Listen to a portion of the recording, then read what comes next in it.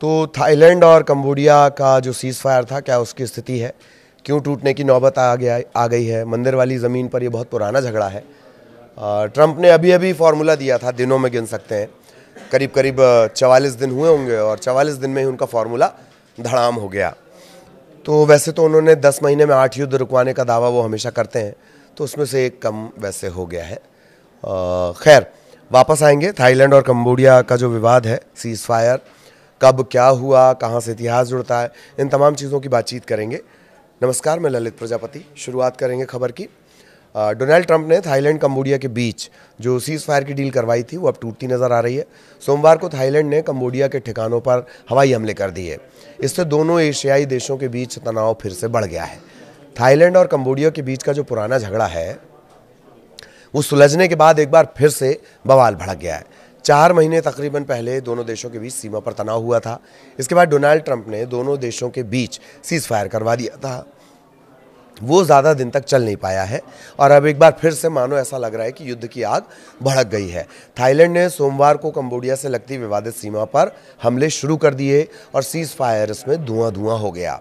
दोनों पक्षों ने हमेशा की तरह एक दूसरे पर पहले हमला करने के आरोप भी लगा दिए। अक्टूबर में दरअसल अमेरिकी राष्ट्रपति डोनाल्ड ट्रंप ने एक संघर्ष विराम करवाया था, समझौता करवाया था। इसके बाद दोनों देशों के बीच तनाव बना हुआ था, लेकिन स्थिति तब ज़्यादा बिगड़ गई जब एक बार फिर से दोनों तरफ से हमले होने लगे।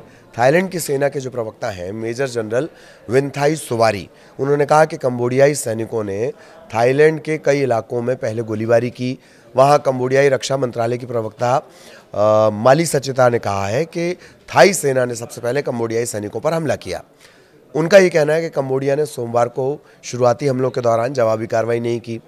तो ये जो सीज़ फायर है वो दरअसल टूटने की नौबत आई क्यों?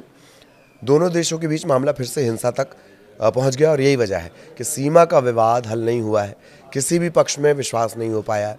इसके चलते सैनिकों के बीच छोटे छोटे टकराव बड़े संघर्ष का रूप ले लेते हैं। इस बार भी यही बात होने की बात सामने आई है। इसके चलते जुलाई और अक्टूबर में जो समझौते हुए उसके बावजूद ज़मीन पर तनाव लगातार जारी है और शांति योजना कमज़ोर पड़ती जा रही है। दोनों देशों के बीच जो विवाद है उसकी जड़ है प्रीह विहियर मंदिर।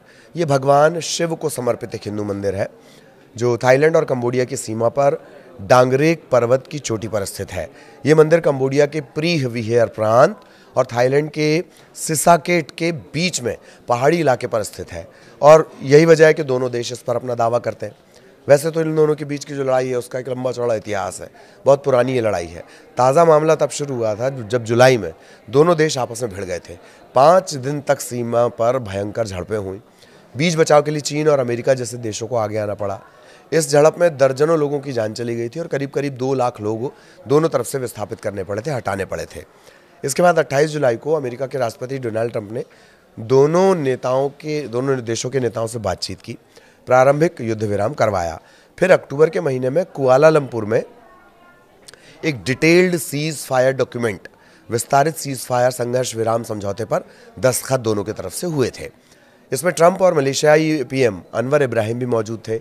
समझौते के तहत दोनों देश सीमा पर संयुक्त निगरानी और बातचीत बढ़ाने पर सहमत हुए। हालांकि 26 अक्टूबर 2025 को ये समझौता हुआ और ये 44 दिन भी नहीं टिक पाया। इनके बीच जो सीमा विवाद है करीब करीब 118 साल पुराना है। इसका केंद्र प्रीह विहर मंदिर जो मैंने बताया और ता मुएन थॉम ऐसे प्राचीन मंदिर है। ये दोनों देशों की बॉर्डर के बहुत करीब आते हैं। 1907 में जब कंबोडिया फ्रांस के अधीन था, दोनों देशों के बीच 817 किलोमीटर की एक लंबी सीमा खींची गई।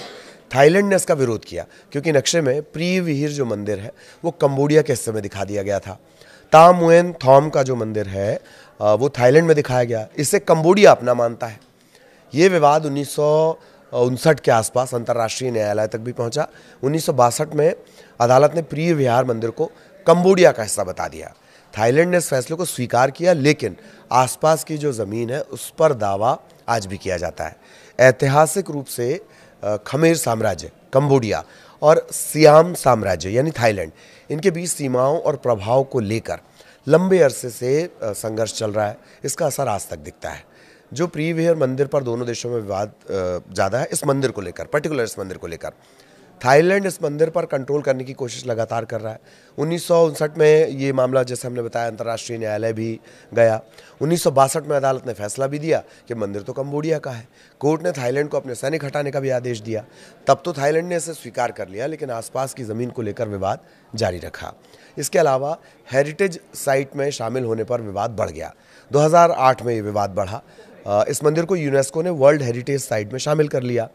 मंदिर को मान्यता मिलने के बाद दोनों देशों की सेनाओं में फिर से झड़प शुरू हो जाती है और 2011 में तो हालात इतने बिगड़ गए कि हज़ारों लोग अपने घर छोड़ने के लिए मजबूर हो गए थे। साल 2013 में कोर्ट ने अपने पुराने फैसले को साफ करते हुए कहा कि मंदिर ही नहीं, उसके आसपास का इलाका भी कंबोडिया का है। साथ ही थाईलैंड को अपनी सेना वहाँ से पूरी तरह हटाने के लिए कहा गया। हालांकि सीमा का मुद्दा अब तक पूरी तरह से हल नहीं हो पाया है।